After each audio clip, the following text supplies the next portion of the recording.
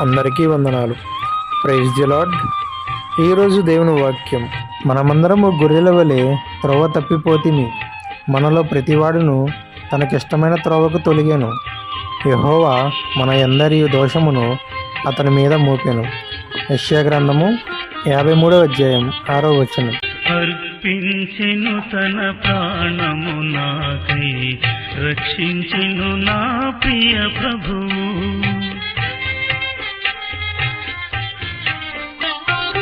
అర్పించెను తన ప్రాణము నాకై, రక్షించెను నా ప్రియ ప్రభువు. అర్పింతును నా యావజ్జీవము, రక్షకుడేసుని సేవింప. యేసుని కొరకైల జీవించెద, భాసురముగనే నను దినము.